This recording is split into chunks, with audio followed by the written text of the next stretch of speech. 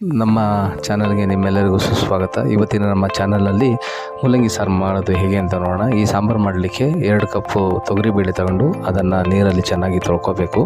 ತೊಳ್ಕೊಂಡ ನಂತರ ನೀರನ್ನ ಚೆಲ್ಬಿಟ್ಟು ಅದಕ್ಕೆ 1 ಚಮಚನಷ್ಟು ಅಥವಾ ಎಷ್ಟು ಬೇಕು ನೀರಷ್ಟು ಹಾಕಿ ಇದಾದ ನಂತರ ಇದಕ್ಕೆ 1/4 ಟೀ ಸ್ಪೂನ್ನಷ್ಟು ಅರಿಶಿನ ಆ್ಯಡ್ ಮಾಡಿ. ಅರಿಶಿನ ಆ್ಯಡ್ ಆದಮೇಲೆ 1 ಟೀ ಸ್ಪೂನ್ನಷ್ಟು ಅಡುಗೆ ಎಣ್ಣೆನ ಆ್ಯಡ್ ಮಾಡಿ 2 ಟೊಮೊಟೊನ ನೀವು ಈ ವಿಡಿಯೋದಲ್ಲಿ ತೋರಿಸ್ದಾಗ ಹಾಕಿ ಇದನ್ನು 1 2 ರಿಂದ 3 ವಿಷಲ್ ಬಿಡೋಷ್ಟು ಮಾಡಿ. ಇದರಲ್ಲಿ ಇನ್ನೊಂದು ಏನಂದರೆ ಇದಕ್ಕೆ ಉಪ್ಪು ಹಾಕಬೇಡಿ. ಉಪ್ಪು ಹಾಕಿದ್ರೆ ಬೇಳೆ ಚೆನ್ನಾಗಿ ಬೇಯೋದಿಲ್ಲ. ಈ ರೀತಿ 1 2 ರಿಂದ 3 ವಿಷಲ್ ಬಿಟ್ಟನ ಆದಮೇಲೆ ಬೇಳೆ ಮತ್ತು ಅದರಲ್ಲಿ ಈ ಥರ ಟೊಮೊಟೊ ಇವೆಲ್ಲ ಚೆನ್ನಾಗಿ ಬೆಂದಿರುತ್ತೆ. ನಿಮಗೆ ಅಡುಗೆ ಎಣ್ಣೆ ಅದು ಬೇಳೆ ಚೆನ್ನಾಗಿ ಬೇಯಲಿಕ್ಕೆ ಸಹಾಯ ಮಾಡುತ್ತೆ.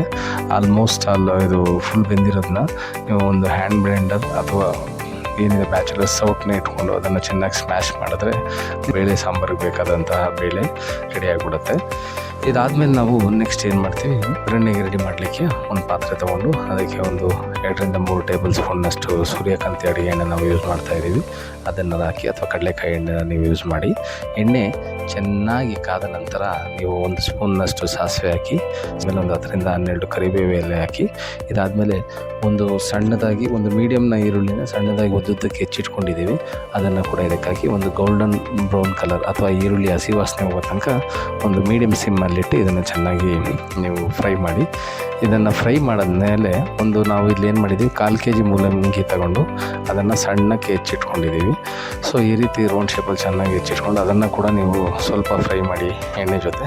ಈ ರೀತಿ ಫ್ರೈ ಮಾಡೋದ್ರಿಂದ ಪ್ರೀ ಕುಕ್ಕಿಗೆ ಎಷ್ಟು ಬೆಂದಿರಬೇಕು ಅಷ್ಟು ಬೆಂದಿರುತ್ತೆ. ಮತ್ತು ಮೂಲಂಗಿ ಕೂಡ ಸಾರಿನಲ್ಲಿ ಸಿಕ್ಕಾಗ ತಿನ್ನೋಕ್ಕೆ ಚೆನ್ನಾಗಿರುತ್ತೆ. ಓವರಾಗಿ ಬೇಯಿಸೋದು ಬೇಕಾಗಿರೋದಿಲ್ಲ.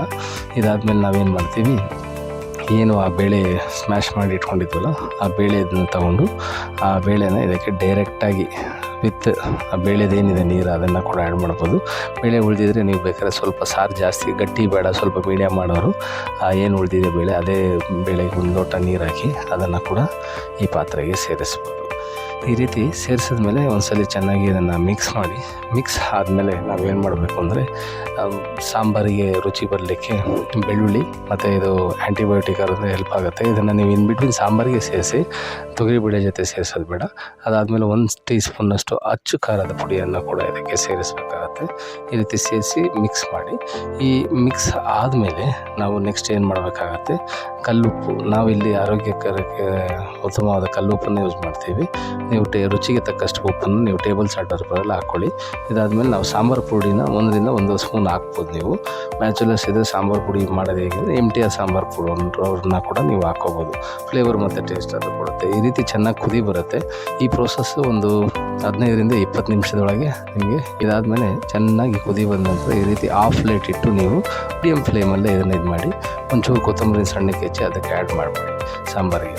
ಸೊ ಕುದಿತಾ ಇದ್ದಾಗ ಆ್ಯಡ್ ಮಾಡಿದ್ರೆ ಕೊತ್ತಂಬರಿ ಫ್ಲೇವರ್ ಕೂಡ ಸಾಂಬಾರಿಗೆ ಬಿಟ್ಕೊಡುತ್ತೆ, ತುಂಬ ರುಚಿಯಾಗಿ ಬರುತ್ತೆ. ಈ ರೀತಿ ನಿಮಗೆ ಸಾಂಬಾರು ರೆಡಿ ಇರುತ್ತೆ. ಇದನ್ನು ನಾವು ಅನ್ನದ ಜೊತೆ, ಮುದ್ದೆ ಜೊತೆ, ಚಪಾತಿ ಜೊತೆ ಕೂಡ ತಿನ್ಬೋದು.